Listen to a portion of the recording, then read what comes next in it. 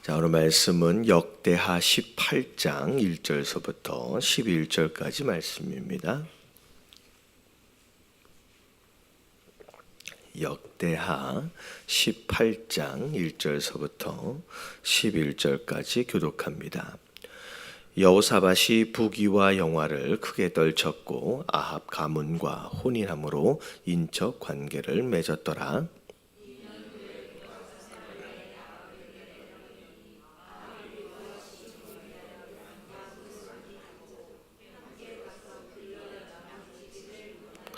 이스라엘 왕 아합이 유다 왕 여호사밧에게 이르되 당신이 나와 함께 길르앗 라못으로 가시겠느냐 하니 여호사밧이 대답하되 나는 당신과 다름이 없고 내 백성은 당신의 백성과 다름이 없으니 당신과 함께 싸우리이다 하는지라.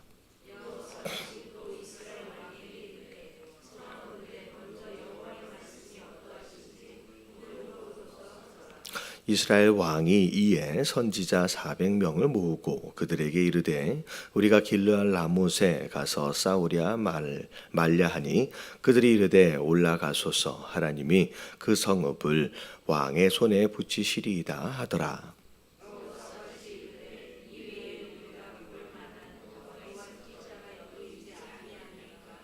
이스라엘 왕이 여호사밧에게 이르되 아무도 이물라의 아들 미가야 한 사람이 있으니 그로 말미암아 아직도 이물라의 아들 미가야 한 사람이 있으니 그로 말미암아 여호와께 물을 수 있으나 그는 내게 대하여 좋은 일로는 예언하지 아니하고 항상 나쁜 일로만 예언하기로 내가 그를 미워하나이다 하더라. 여호사밧이 이르되 왕은 그런 말씀을 마소서 하니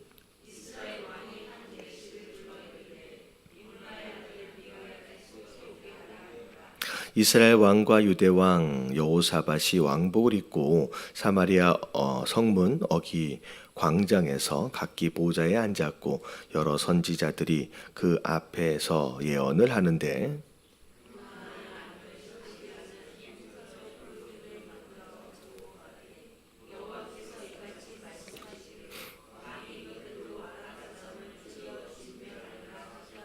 함께 봉독합니다. 여러 선지자들도 그와 같이 예언하여 이르기를 길르앗 라못으로 올라가서 승리를 거두소서 여호와께서 그 성읍을 넘기시리다 하더라. 아멘. 여호사밧이 왕이 되고 나서 하나님께 많은 축복을 받았습니다.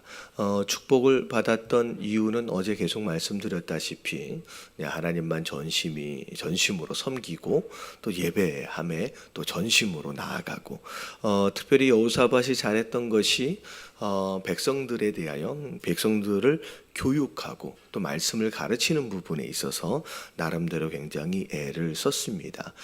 그런 가운데 하나님이 어떻게 보면 군사적인 어떤 그런 부분들과 더불어서 부귀 영화를 많이 주셨고 심지어 이제 군사의 숫자도 많이 늘어났지만 주변 국가로 말미암아 여호사밧을 두려워하도록 만들어서 감히 유다를 침범해 오지 못하도록 아예 하나님이 막아주셨다라고 하는 내용이 어제까지의 말씀이었습니다. 자, 오늘 말씀에 들어와서 보니까 약간 아쉬운 부분이 또 발생을 하죠. 이제 누구 왕, 여태껏 수많은 왕들을 우리가 살펴보았던 것처럼 그 어떤 왕도 처음부터 끝까지 완벽하게 한 번의 실수도 없이 그렇게 살았던 왕들은 없는 것 같아요. 그나마 여호사밧은 그나마 괜찮은 왕들 중에 하나인데 오늘 말씀을 보니까 약간의 이제 실수를 하게 됩니다. 비교적 하나님께 물으려고 나름대로 애를 썼음에도 불구하고 왜 이 부분만큼은 하나님께 묻지 않았을까라고 하는 아쉬움이 좀 남는데, 자, 오늘 1절에 보니까 여호사밧이 부귀와 영화를 크게 떨쳤는데, 자, 아합 가문하고 혼인을 했다라는 거죠. 여러분, 이 아합은 북이스라엘의 왕입니다. 특별히 북이스라엘의 왕들 가운데서도 가장 나쁜 왕들 중에 하나예요. 가장 나쁜 왕들 중에. 그래서 이 아합의 처가 누군지 아시죠? 이세벨이에요. 그러니까 뭐 이세벨이면 그냥 그야말로 최고로 악한 이제 왕후입니다. 그래서 사실 아합하고 혼인하는 것으로 말미암아 이제 아합 가문하고 혼인하는 것으로 말미암아 인척 관계를 맺었습니다. 이제 이렇게 한 이유는 그냥 간단히 생각을 하면 이런 거예요. 북이스라엘과 남유다는 계속 전쟁이 있었습니다. 그러니까 외부적인 적들이 있었지만 항상 내부적으로 북이스라엘과 남유다는 항상 전쟁이 있었습니다. 그래서 자, 이것으로 인해서 나름대로 서로가 이제 견제하면서 나름대로의 에너지를 거기에 쏟고 있는 상황이죠. 그래서 사실 여호사밧 입장에서 볼 때 북이스라엘하고 화목하면 더 괜찮지 않겠는가. 원래 이 북이스라엘과 남유다는 한 나라였잖아요. 그러니까 오히려 하나 되면 너무 좋지 않겠는가라고 하는 생각에 인척 관계를 맺는 것으로 말미암아 어떻게 보면 여호사밧이 있었을 당시만 해도 이 북이스라엘하고 큰 무리가 없이 부딪힘이 없이 함께 그냥 잘 지냈어요. 근데 이게 이제 잘못된 실수들 가운데 하나이죠. 화목하는 건 좋지만 누구든지 어떻게 보면 누구와도 화목하는 건 좋지만 아무하고는 아니라는 거죠. 그래서 하나님은 하나됨을 원하시지만 하나 되어지길 기뻐하시지 않는 관계도 있다는 거예요. 그래서 우리가 대표적으로 좀 잘 아시는 말씀 가운데 하나가 뭐냐면 고린도후서 6장 14절에 보면 믿지 않는 자와 뭘 같이 맺지 말래요. 멍에를 같이 매지 말래요. 여러분 멍에를 같이 맨다라고 하는 것은 멍에가 뭔지 아시잖아요. 이게 그 소가 어깨에다가 이렇게 걸쳐가지고 쟁기질을 할 때 이제 밭일을 할 때 그렇게 소와 연장을 함께 연결할 때 쓰는 것이 이제 쟁기입니다. 근데 아니 쟁기가 아니라 멍에지요. 근데 이게 이제 한 마리의 어깨에다가 매는 멍에가 있고 두 마리의 소에다가 매는 어깨가 좀 따로 있어요. 생긴 게 좀 다르죠. 근데 멍에는 두 마리의 소가 같은 방향을 갈 때 그때 효과가 있어요. 근데 두 마리의 소가 다른 방향을 갈 때라고 한다면 오히려 같은 멍에를 맨 것으로 말미암아 아무 일도 못하게 되는 거죠. 그래서 믿지 않는 자와 멍에를 함께 매지 말라라고 말씀하시는 것은 그냥 고린도전서에 나와 있는 내용으로 보면 의와 불법이 함께할 수 없고 빛과 어둠이 함께할 수 없다, 사귈 수 없다. 그것으로 말미암아 하지 말라라고 말씀하시기도 하지만 이 멍에라고 하는 어떤 그런 이제 비유에 의해서 볼 때 방향이 다른 자와 멍에를 매면 아무 일도 못한다는 거죠. 근데 북이스라엘은 아합도 마찬가지고 여태껏 하나님을 향하여의 방향이 아니었잖아요. 그러니까 다른 그러니까 삶의 목적도 다르고요. 방향이 달라요. 그러니까 방향이 다른 자와 이제 멍에를 함께 매는 것으로 말미암아 그게 잠깐의 평화를 가져다 줄 수는 있지만 오히려 그 평화가 나중에는 큰 올무가 되어질 수 있다라고 하는 거죠. 그래서 자 이제 2절에 보니까 2년 후에 자 서로 인척 관계가 됐어요. 서로 사이가 좋아졌습니다. 근데 2년 후에 자 사마리아의 아합에게 이 누구야 그 여호사밧이 함께 내려가게 됩니다. 그러면서 거기에서 잔치를 벌이면서 교제하는 시간이 있었던 거예요. 자, 그랬는데 이 아합이 넌지시 뭐라고 얘기하느냐? 길르앗 라못을 치자. 함께 전쟁을 일으키자라고 권한 거죠. 자, 이제 여기서 이제 문제가 생긴 거예요. 그러니까 방향이 다른데 멍에를 함께 매었다. 이게 보통 믿지 않는 자와 멍에를 함께 매지 말라라고 하는 것을 종종 어느 때도 사용되어지는 성경 구절이라면 이제 젊은 청년들에게는 결혼할 때 종종 이제 사용되어지는 그런 이제 성경 구절들 가운데 하나였죠. 자, 근데 이제 결국은 그것으로 말미암아 딴 꿍꿍이가 있었던 거예요. 왜 화목하게 되었느냐라고 하는 거. 근데 결국은 전쟁을 함께 하자라는 거죠. 그리고 또 뭐가 있냐면요. 지금 이 여호사밧이 뭐가 많이 있어요, 지금. 예루살렘과 더불어서 모든 유다 성읍에 군사가 어마어마하게 많이 있습니다. 미리 준비해 놓는 가운데 군사가 많아졌어요. 근데 이것도 결국은 이 아합이 지금 2년 동안 인척 관계를 맺고 여기까지 끌어온 또 다른 의미가 될 수가 있어요. 이게 또 다른 올무예요. 이거 뭐냐면 이 지금까지의 왕들의 모습들을 잘 보면 그 왕이 뛰어났든지 많이 가졌든지 탁월했든지 한 그 모든 것들이 결국은 뒤쪽으로 가면서 그것 자체가 죄를 짓게 되는 올무가 되어집니다. 심지어 솔로몬 같은 경우에는 지혜가 있었어요. 근데 오히려 그 지혜로움으로 인하여 그게 마지막 후반기에 가서는 오히려 거꾸로 죄를 짓게 되는 올무가 또 되어져요. 그리고 하나님이 영광을 주시고 하나님 부요함을 주셨더니 그 부요함 자체가 나중에 가면서 사치가 되어지면서 오히려 하나님으로부터 멀어져가는 또 다른 올무가 되어지기도 합니다. 그러니까 이게 이 같은 경우에는 또 비슷한 거죠. 여호사밧이 군사를 많이 만든 것으로 인하여서 이 군사가 많다라고 하는 이것으로 인하여 전쟁을 함께하자라고 또 다른 의미에서의 어떤 접근들, 그것으로 오히려 하나님과 또 멀어지게 되는 또 다른 계기가 생겼다라고 하는 거죠. 그래서 이런 내용들을 보면서 우리가 뭘 생각해야 되느냐. 내가 지금 잘하는 것들이 있어요. 내게 주신 재능이 있어요. 내게 많이 주신 것들이 있어요. 근데 이게 온전히 하나님께 사용되어지지 않으면 오히려 거꾸로 잘못된 일에 사용되어질 수 있는 빌미를 제공하는 그런 조건이 될 수도 있다라고 하는 거죠. 그래서 부요함도 마찬가지예요. 지나친 부요함, 그 하나님이 왜 부르주셨어요? 여러분, 일용할 양식 이외의 부요함은요, 하나님이 일하라고 주신 줄로 믿습니다. 하나님 섬기라고 주신 거예요. 우리에게는 어느 정도만 있으면 돼요. 일용할 양식만 있으면 돼요. 근데 그 이외의 것들은요, 하나님 섬기라고 주신 거예요.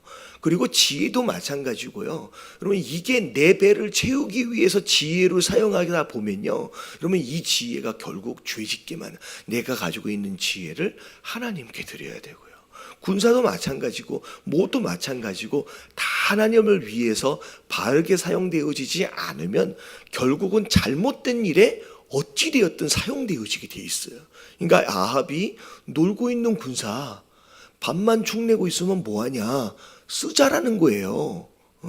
쓰자라는 거죠. 길랄 나무 차지해서 영토를 더 넓히자, 지금 그 얘기를 하는 거죠. 그래서 우리에게 더 주신 무엇인가가 있고 우리가 잘하는 무엇인가가 있다라고 한다면 이게 하나님을 위해서, 교회를 위해서 잘 사용되어지고 있느냐, 바른 방향으로 사용되어지지 않으면 불법, 잘못된 방향으로 사용되어질 수 있다라고 하는 것을 우리가 알고 조심해야 될 줄로 믿습니다.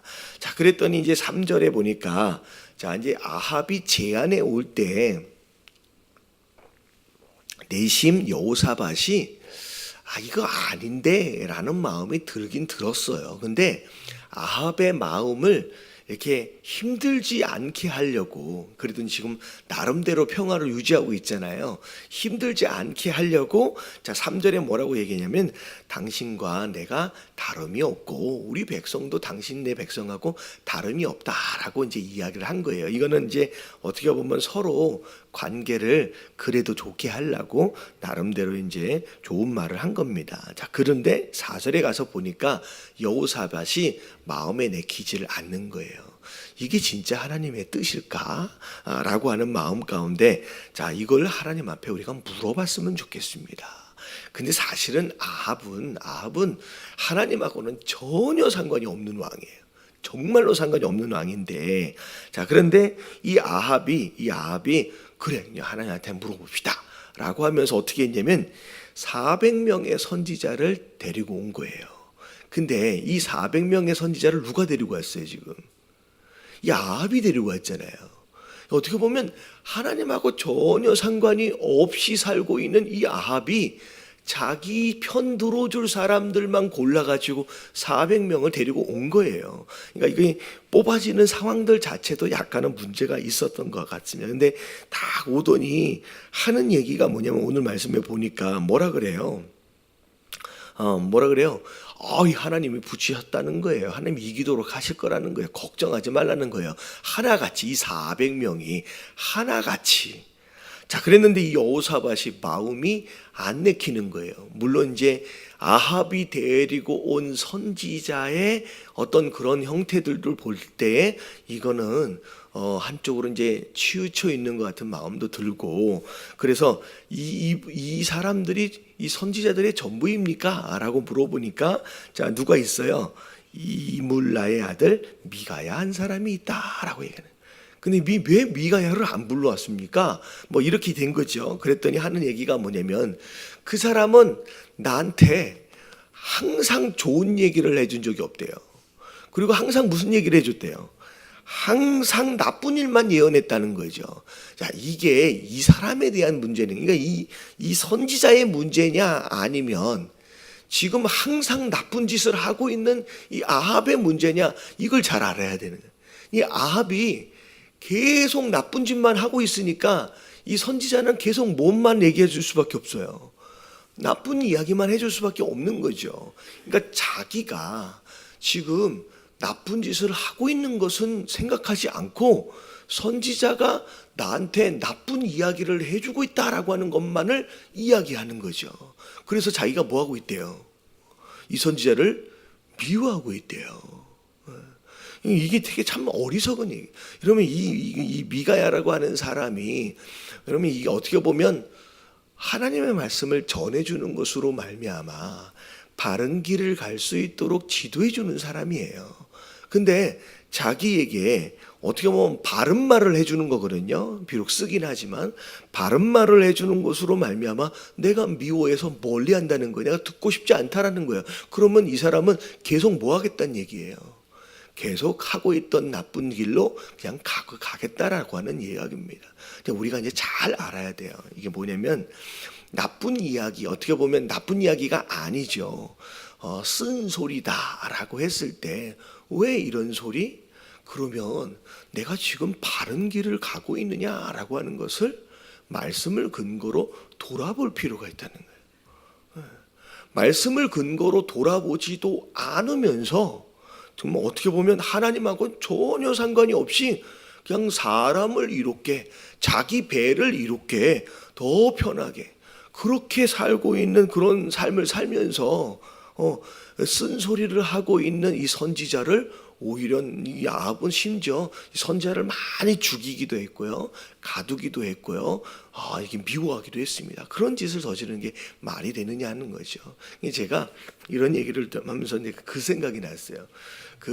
이제 제 아들이 둘째가 4살이에요. 이제 다음 이제 내년에 5살이 되는데 얘네들이 좋아하는 그 만화 영화가 있는데 종종 이제 TV 틀어달라 그러면 저도 이렇게 만화 영화를 옆에 주저앉아 가지고 보게 되는 상황들이 있어요. 그러다 보면 이게 우리 엄마들 보면 만화 영화들을 대부분 많이 아시더라고요. 이게 보니까 애들 틀어주다 보니까 옆에서 보면서 이제 보는 거예요. 근데 거기에서 어떤 장면이 나오냐면 무슨 맥카드 들어보신 적 있어요? 뭐 맥카드 영화예요. 근데 그게 뭐냐면 요즘 새로 나온 건데 무슨 정령 해가지고 자기가 무슨 하여튼간 무슨 뭘 이렇게 조종을 하는 거예요. 근데 이게 뭐냐면 거기서 어떤 장면이 나왔냐면 어떤 정령을 싸워서 이긴 거예요. 근데 이 정령을 싸워서 이길 때 두 사람이 함께 연합해서 싸워서 이 정령을 이겼어요. 근데 이기면 이 정령을 누군가가 데리고 올 수 있는 거야. 근데 이게 두 사람이 싸워서 이겼으니까 누가 가져가야 되느냐라고 하는 것을 이제 서로 이제 논쟁을 하면서 그러면 얘 보고 선택하라고 하자라고 했더니 여기에서 조금 약간 카리스마 있는 여자애가 힘이 이제 괜찮은 애예요. 근데 얘가 뭐라 그러냐면 너하고 나하고 파트너가 되면 최고의 뭐가 될 수 있다, 뭐 용사가 될 수 있다. 그러니까 막 이렇게 같이 하자라고 얘기를 하는 거예요. 그랬더니 이 정령이 뭐라 그러냐면 싫다는 거야. 별로 마음에 안 들어해. 그랬더니만 이 옆에 있는 사람이 뭐라 그러냐면 얘가 뭐라 그러냐면 네가 나한테 들어오면 내가 오늘부터 너를 맨날 놀고 먹고 쉬게 해주겠다. 그러니까 와 하더니만 이러고 놀아와 버린 거예요. 그러니까 이게 무슨 얘기냐? 제가 만화 영화를 보면서 되게 어이가 없더라고요. 그러니까 이게 우리의 마음이야. 그러니까 인간은 어떻게 보면 원래 죄성이 있어. 그래서 우리는 서 있으면 뭐 하고 싶어요? 앉고 싶어요. 앉으면 눕고 싶고요. 누우면 자고 싶어요. 그러면 이게 왕도 마찬가지예요. 이거 지금 이 아합이라고 하는 사람이 점점 하나님하고 멀어지고 싫은 소리는 듣기 싫고 그러면서 지금 이 북이스라엘이 이상하게 되어지는 경향이 뭐냐면 그냥 죄인의 본성을 타고난 그냥 그 모습 그대로 이 나라를 다 다스리고 있는 거예요. 그러면 어떤 뭐 그럴 일은 없겠지만 어떤 대통령이 나타나가지고 내가 우리나라 사람들을 일도 안 하면서 아주 잘 먹고 잘 살게 해주겠습니다. 그러면 이런 대통령을 우리가 뽑으면 돼요, 안 돼요? 안 되지요. 근데 우리 인간적인 본성은요 그걸 좋아하게 돼 있다는 거예요. 그럼 교회에서도 마찬가지예요. 교회에서도 뭘 하자 그러면 안 하는 게 좋은 것인 것처럼 여러분 그런 식으로 가면 안 돼요. 여러분 아주 편하게 아무것도 안 하고 그냥 예배만 딱 와서 딱 앉아 있다가 그냥 집에 가세요. 여러분 이런 교회는 좋은 교회가 아닌 줄로 믿습니다. 여러분 그런 교회는 좋은 교회가 아니에요. 여러분 그런 목사는 좋은 목사가 아니에요.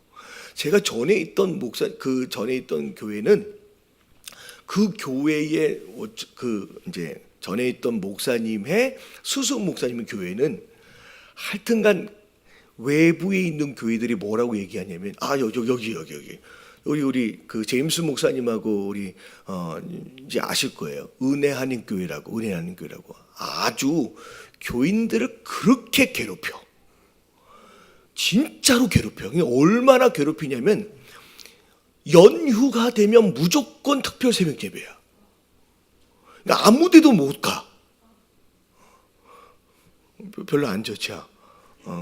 저는 그렇게까지는 안 해요. 근데 저 교회는 하여튼간 연휴만 되면 특별 새벽 예배, 특별 저녁 예배, 부흥 집회 해가지고 교인들이 아무데도 놀러를 못 가. 근데 그 교회에서 어마어마한 제자들이 나왔어요. 저 교회에서 어마어마한 제자들이 나왔어요. 그 교회에서 파송되어진 이 선교사만 제가 알기로 100단위가 아니에요. 여러분 한 교회에서 파송한 교회 그 선교사가 100단위가 아니에요. 1000단위예요. 어마어마한 선교사가 파송이 되어지고 그러니까 저는 그렇게 생각해요. 정말로 교회에서 그냥 예배만 딱 드리고 그래서 아주 좋은 서비스를 받고 그리고 집에 가는 그러면 이런 교회는 곧 몰락합니다. 유람선이에요. 그냥 우리끼리만 즐거운 거예요. 일하지 않고 가만히 설거지 한번 하는 것만 해도 엄청 여러분 그런 교회는 교회가 아니에요. 좀 괴롭힘을 당하더라도 여러분 이 땅을 살아가면서 한 번쯤 하나님 앞에 좀 멋있게 쓰임받는 교회 그런 성도가 되었으면 좋겠습니다. 별로 동의를 안 해주시는데 그렇다고 제가 맨날 물로도 못 가게 그렇게 막 하는 교회 목사는 아니에요. 저도 눈치는 좀 있거든요. 그래도 이런 교회는 그렇게 되어져야 된다고 믿어요. 여러분 아합과 같이 그냥 싫은 소리는 안 듣고 귀찮게 하는 것은 안 듣고 그냥 내 마음대로 내가 편한 대로 그렇게 나라를 끌어가는 건 좋은 왕의 모습이 아니에요. 보세요. 선지자를 데려다가 놨는데 그 선지자가 하나같이 왕한테 아첨하는 선지자야. 절대적인 인본주의.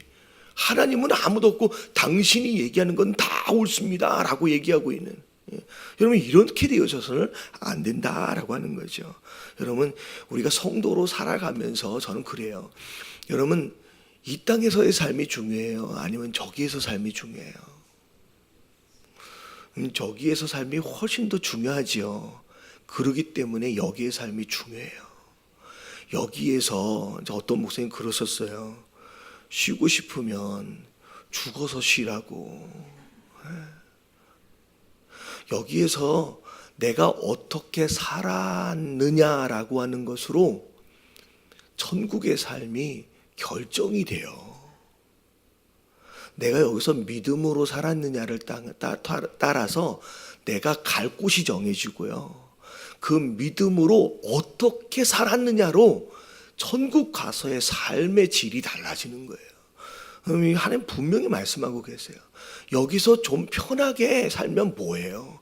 여기서 좀 편하게 신앙생활하면 뭐예요? 그럼 그게 대수가 아니다라고 하는 거예요. 그럼 여기서 좀 더 수고하더라도 좀 더 헌신하더라도 여기에서 열매를 맺는 삶, 여러분 그런 삶을 사는 것이 여러분 진짜 바른 삶의 모습인 줄로 믿습니다. 뭐 하다가 이렇게 갔는지 모르겠는데, 그리고 마지막에 제가 한 가지만 더 말씀드리면, 자 선지자들을 400명을 모아놨는데, 자 선지자를 모아놓고 뭐 하려고 지금 하고 있어요? 지금 이 선지자를 통해서 누구의 음성을 들으려고 지금 모아놓은 거예요? 지금 사실 아합은 자기 편 들어줄 사람을 뽑아놓긴 했지만 원래 이 자리는 뭐 하려고 하는 자리였냐면 하나님의 음성을 들으려고 했던 자리잖아요. 근데 이 왕의 태도가 잘못됐어요. 한번 보세요. 9절 말씀. 자, 9절 말씀만 같이 한번 읽어볼게요. 시작.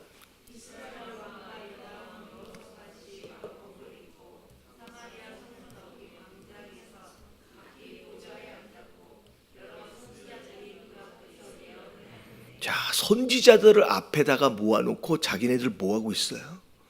왕 둘이서 왕복을 딱 갖춰 있고 어디 앉아 있어요? 보좌 위에 딱 앉아 있어요. 그럼 누가 왕이에요? 지네들이 왕이야. 하나님, 그러니까 그들의 주인 대신 하나님의 음성을 들을 태도가 아닌 거예요. 여러분 이게 예배를 아무리 많이 드려도요, 스스로 왕복을 입고 스스로 왕자에 앉아있는 자는요, 여러분 절대 들을 수 없어요. 듣고 싶은 얘기만 듣는 거예요. 여러분 이런 사람들은요 결국 교회 안에서 바리새인만 되는 거예요. 머리만 똑똑해. 왜? 예배 엄청 많이 드리니까 말씀을 좀 많이 알아. 그러니까 똑똑해지기만 했어. 여러분 이거는 아무것도 아닌 거예요. 여러분 우리가 예배를 드릴 때 저를 포함하는 거예요. 저는 말씀을 준비할 때, 제가 말씀 설교를 할 때도 마찬가지예요. 제가 여러분들을 가르친다라고 생각하지 않아요. 저는 말씀 설교를 할 때 나는 과연 이 말씀 제가 설교를 하는 대로 살아가고 있는지에 대해서 항상 제가 은혜를 받은 것에 대해서 전달을 하고, 저는 제 입술로는 증거하고 있지만 제 귀로는 함께 이 말씀을 저도 들으려고 애를 씁니다. 여러분 이 장소에, 예배드리는 이 장소에 목사를 비롯해서 그 누구도 왕복을 입고 보좌에 앉아있는 자가 되어져서는 안 돼요. 여러분 이러면요 아무리 많은 말씀을 배우고 아무리 말씀을 들어도요, 여러분 이 삶에는 절대 변화가 없어요.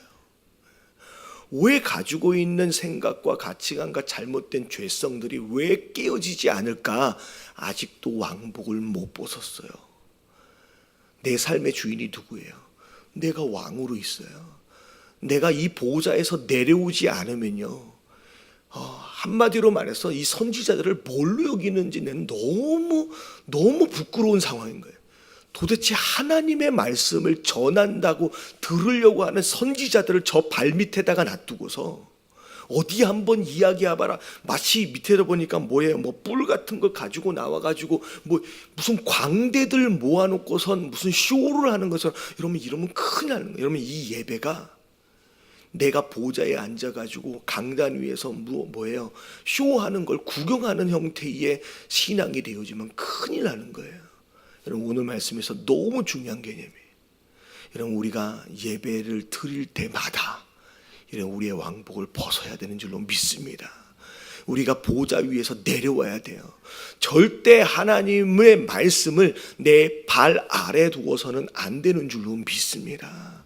그리고 우리가 뭘 따라가느냐를 잘 알아야 돼요. 우리가 자 보세요.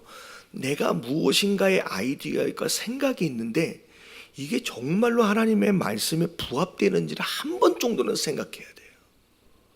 내가 인본주의인지 신본주의인지 내가 하나님을 바라보며 그 하나님께서 원하시는 그쪽으로 지금 가는 건지 아니면 아닌지를 점검할 필요가 있어요.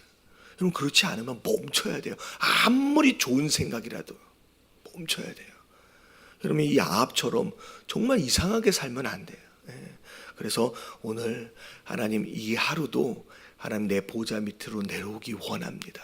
하나님만이 그 왕복을 입으시고 하나님만이 그 보좌 위에 앉으셔서 하나님 내 생각과 내 마음과 내 모든 삶과 내 감정과 내 모든 것들을 하나님 주권적으로 다스려 주시옵소서. 그래서 그 하나님의 뜻이 내 삶을 통하여 이루어질 수 있도록 해달라고 여러분 그렇게 기도하며 오늘 하루를 시작하도록 하겠습니다. 다 같이 주님 한번 부르짖고 동성